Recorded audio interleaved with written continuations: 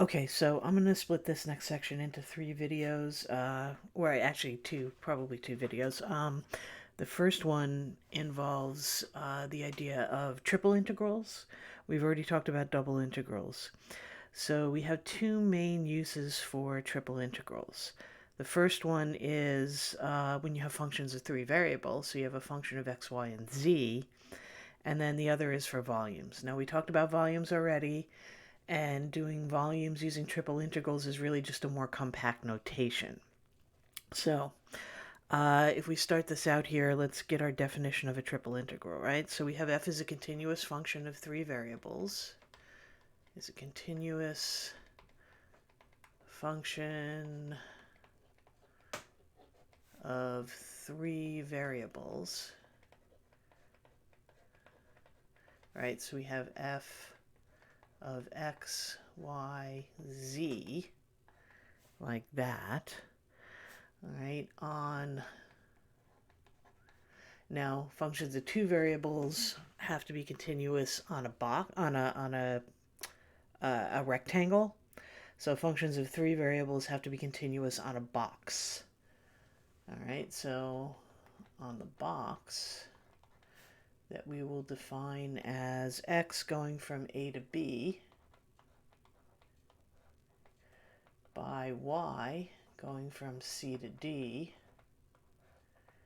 by z going from r to s. All right, so that defines a box in three space. All right, then we have the triple integral. And we use b for box, or we use e. I'm going to use b for box, just because it's a box, of f of x, y, z. Now again, in double integrals, we were integrating over an area. So triple integrals, were integrating over a volume. So we have dv. All right, so we're going to define that to be r to s, c to d, and a to b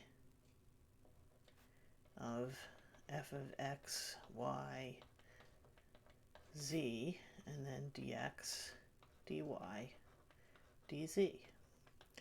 All right, everything that I mentioned about double integrals in terms of the order of integration, the way integration is done, applies here. Right? When you're integrating with respect to one variable, the other two are held constant. The order of integration, we can swap around the order of integration as long as the function is continuous on the box, which it is by definition. So it works exactly like two variables do. Okay. The thing is, with a function of two variables, we can picture what we're integrating. With a function of three variables, you really can't picture what you're integrating, because you've gone from a function in R3 to a function in R4, and our brains don't work that way. But we can picture the projections. So we'll be able to picture the bounds, the integration bounds, even if we can't picture the actual function that we're integrating. All right, so if we take a look at an example here, I have this. I have the triple integral over a region, because we're not gonna just stick with, of course, we're not gonna just stick with boxes. All right, over a region which I'll call E, because it's not just a box, of z dv, and E is going to be a tetrahedron.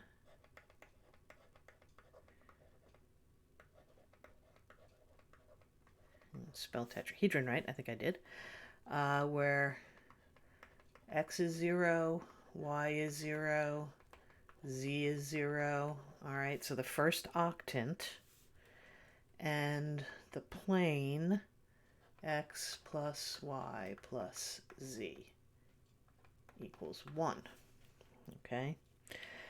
All right, so I can picture, again, I can't picture my function in R4, but I can picture the region over which I'm integrating. All right, so I'm going to draw that. All right, so there's my X, Y, Z axis.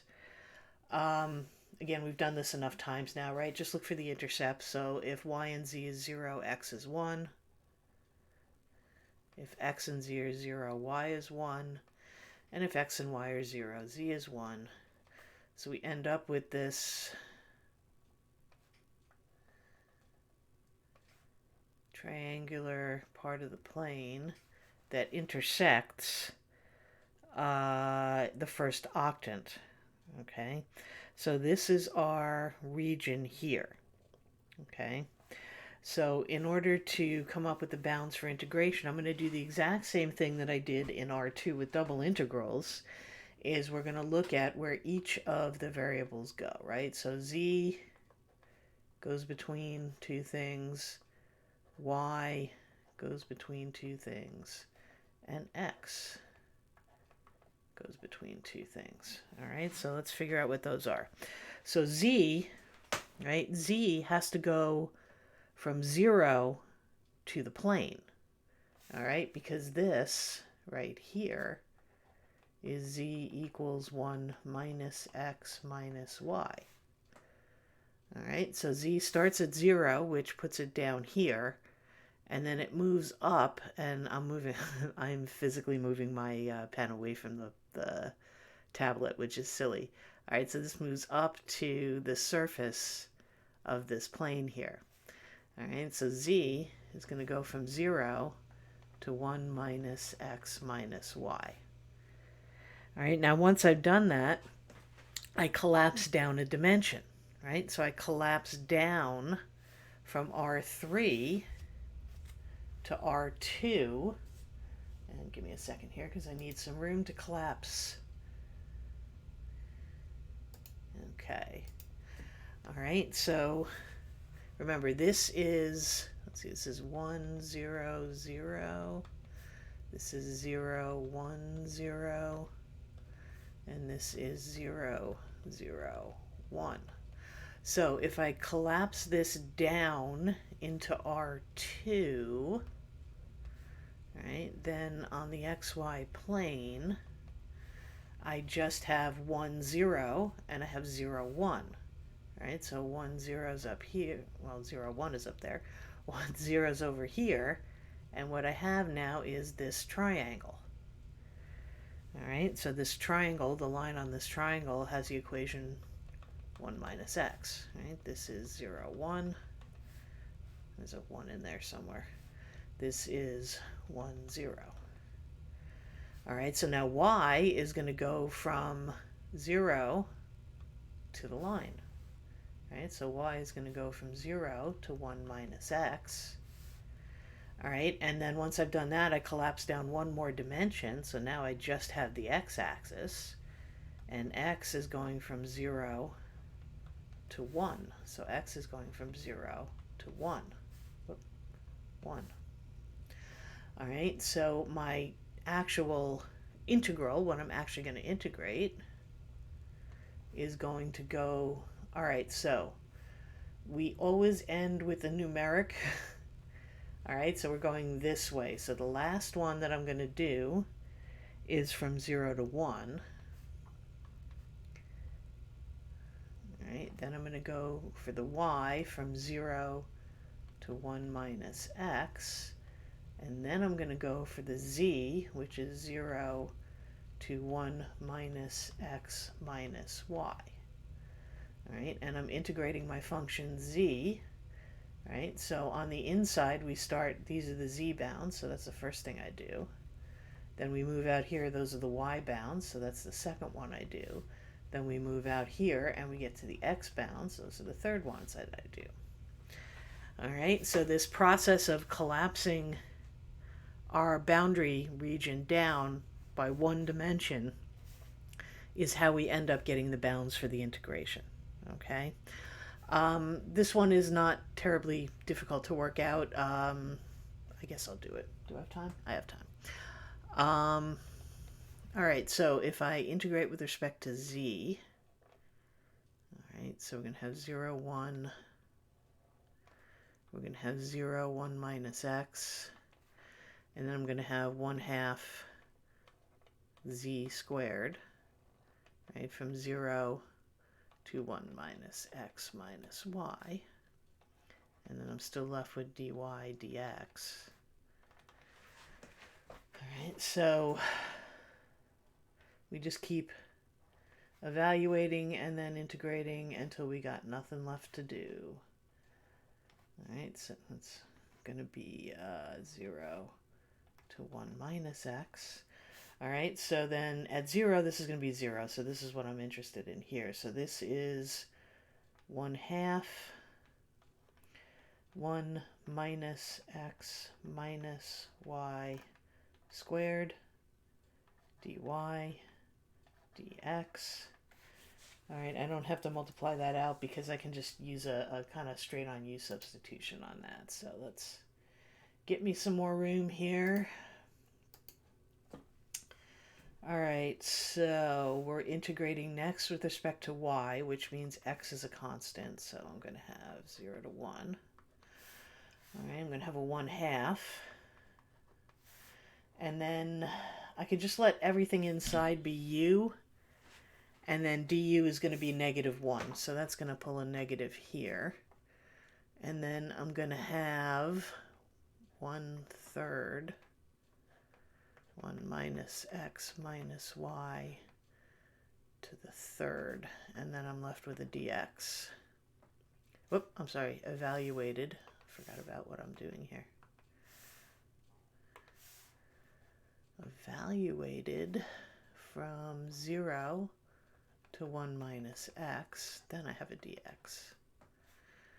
All right, so I've got -1/6. I'm actually going to just throw that outside because it's getting in my way. 0 to 1. All right, so again at 0, what am I going to have here? That's going to just be 1. At 1 minus x, let me see if I throw 1 minus x in there. That's going to be minus, so that's going to be plus. Do I get 0? I can't get 0. All right, let's see. Let's do it. 1 minus x minus 1 plus x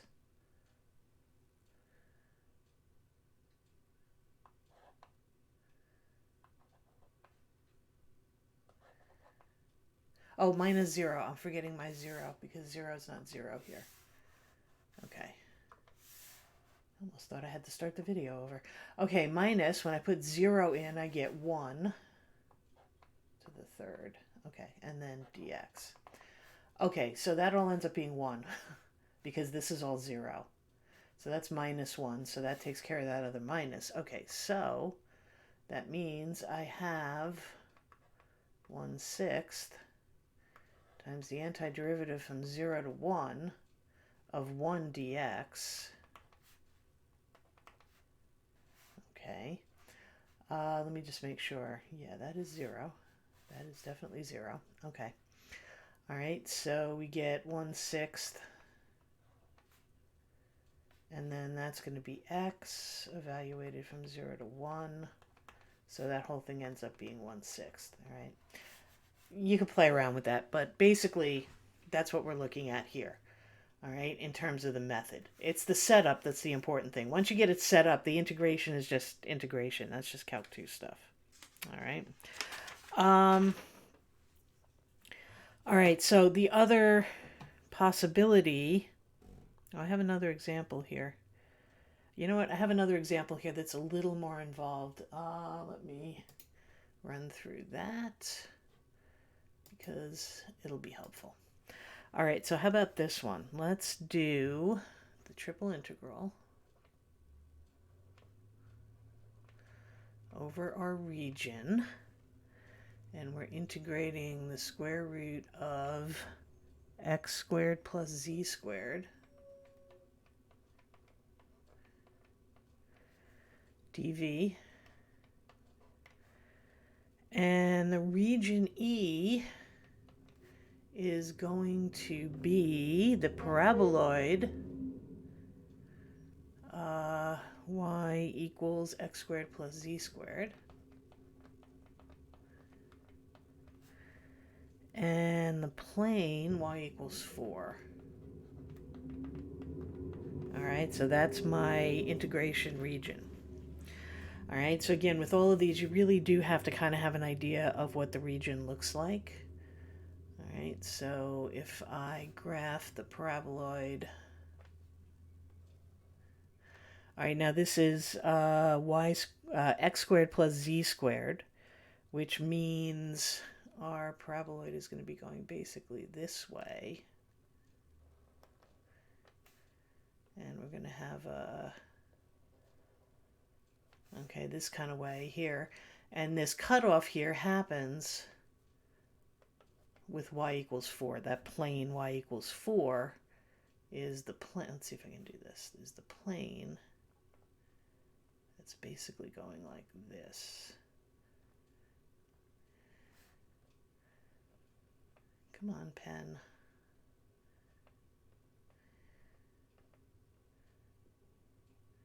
Easier for me to sketch. It's actually easier for me to sketch on a chalkboard, but I'll do my best. All right, so there's the plane y equals 4. Okay. So when I set up my bounds, all right, when we look at what z is doing, right, in this case, z would be going this way. So it's going from the top half of the parabola to the bottom half of the parabola. All right.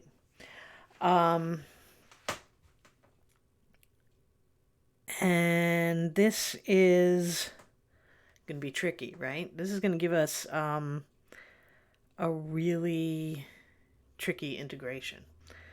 But we can do it. Okay, we can definitely do it. Or at least I can set it up. I'm going to set it up and probably save solving it for the next video because we'll have something that we can use. All right, so the z is going to go from the top half of the parabola to the bottom half of the parabola. All right, so the top half of the parabola is going to be, or the bottom half, let's do it that way because that's how I have to write the inequality. It's going to be the negative square root of this solved for z, so that's going to be y minus x squared less than z less than the top half of the parabola, which is going to be the positive y minus x squared. All right, so there's my z boundaries. So I take this and I collapse it down into the xy plane. All right, so I'm going to go this way with it. When I collapse it down into the xy plane, all right, if you think of the intersection of this with the xy plane, is going to be a parabola that looks like that, and the line y equals 4. All right, so the parabola in the xy plane is going to be y equals x squared, right? Because that's where z is 0.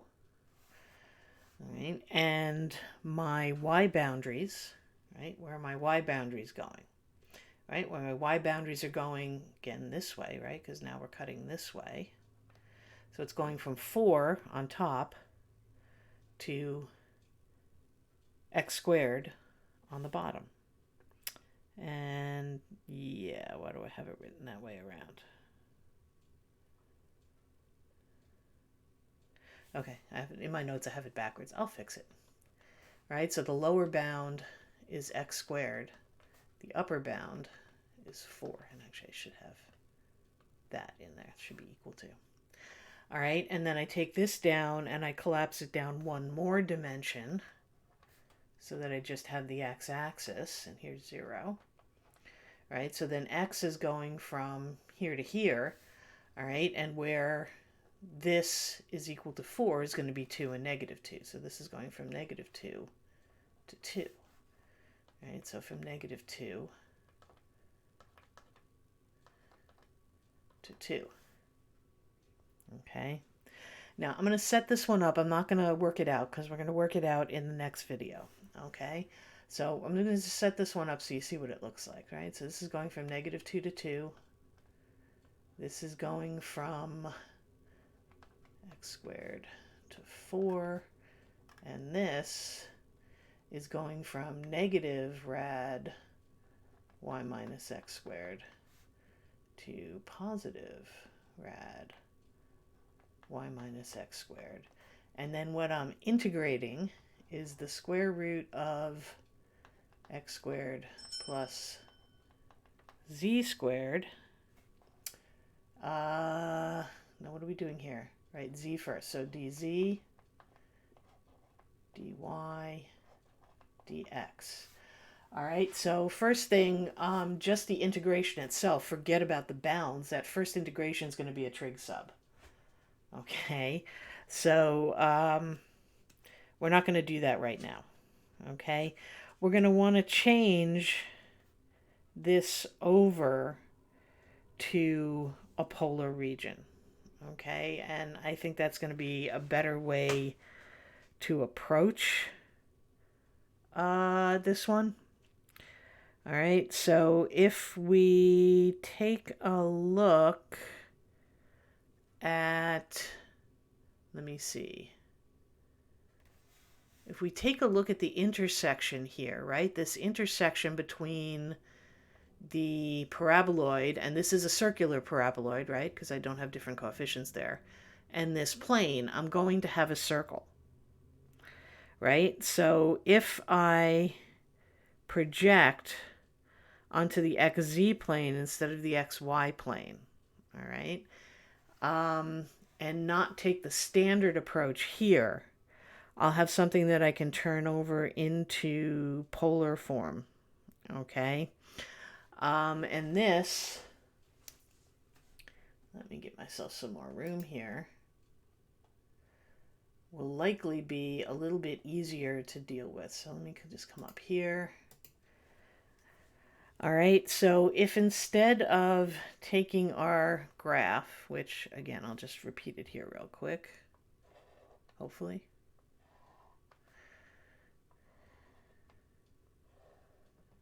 I'll make it a little bit bigger. All right, so here's my graph, and here is the plane, right? Here is the plane that we're looking at that intersects this thing. This plane is parallel to the xz plane. Okay. So instead of going our standard way, which would be to collapse this down into the xy plane, if I collapse this into the xz plane, all right, then what my region in the xz plane is going to be circular. Okay, so what I end up with is, instead of z first, we're going to do y first, because we'll do y, then we'll collapse it down into the xz plane. And that actually works out a little bit better because my original function in my region, right, this original function here was a function for y, right? It was y equals x squared plus z squared. All right, so it almost makes sense to do y first, right? Because then y is going from 0 to the paraboloid, right? X squared plus z squared. That gives us a much better region to deal with. And then when we collapse this down to the xz plane, we have a circle. I always do that. I should draw my... I really should draw my circle, then draw my axis in. And I always forget to do it that way. Okay, so we end up with a circle. That's more or less better. In the xz plane. All right, and this circle is x squared plus z squared equals 4. Technically, it's a solid, so it's less than or equal to 4, but equal to 4 is good enough for now. All right, so that means that z now, right, if I look at z, is going to go from the top half of the circle to the bottom half of the circle, which may not look any better, but we'll see in a minute once you do the first integration, you can change over to polar. Okay. So 4 minus x squared. Sorry, I forgot to mute my phone and it's making all sorts of noises. To the square root of 4 minus x squared. And then x, again, is going from negative 2 to 2. All right, what this gets us out of, number one, is having to do the trig substitution. Well, it doesn't entirely get us out of having to do the trig substitution, but it gives us a way to convert this over to polar after the first integration. All right, so this one is going to go dy, dz, dx, right? dy, dz, dx. All right, that's annoying. Let me turn that off because you guys don't need to hear all my phone things. Okay. All right, so I'm going to leave that to you to set up just because I'm running on time here. And I want to get to the third possibility here. All right, so the third possibility for triple integrals is volume. And like I said at the beginning, it's just a more compact way of writing a volume problem. So we did a volume problem in the last video. Hang on a second, I meant to do that first. Okay. And that volume problem was to find the volume of the tetrahedron bounded by the plane x plus 2y plus z equals 2, y equals 2, I'm sorry, x equals 2y, x equals 0, and y equals 0. And that problem gave us a region. Let's see if I can recreate this without all the detail. You can go back to the last video to see it definitely, but it was rectangular, triangular there, and then we had a piece that came out. Wow, this is really bad. Okay, well, more or less. All right, so we had something that looked more or less like this. It was this tetrahedral kind of region. And the original integral that we had was integrating the plane, right? This plane here that stuck out into the region, and then doing the bounds for y and x. All right, another way to write this is we do the same bounds that we did in the first video for y and x. Right, this was x over 2, and this was 1 minus x over 2. Please watch the videos in order for this to make sense. And then we were just integrating the plane here. All right, and that's fine. You can do that. All right, what we could also do is take a look at this as a third integral of z going from 0 to the plane, which would be 2 minus x minus 2y.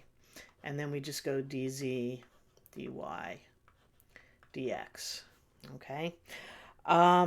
You literally, after the first integration, end up with exactly the problem we had in the first video. All right? So there's no...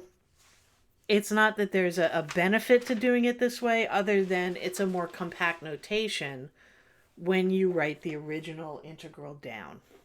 Okay? All right, so I'm going to continue the next two. What I'm going to do is, we talked about polar coordinates for doing double integrals.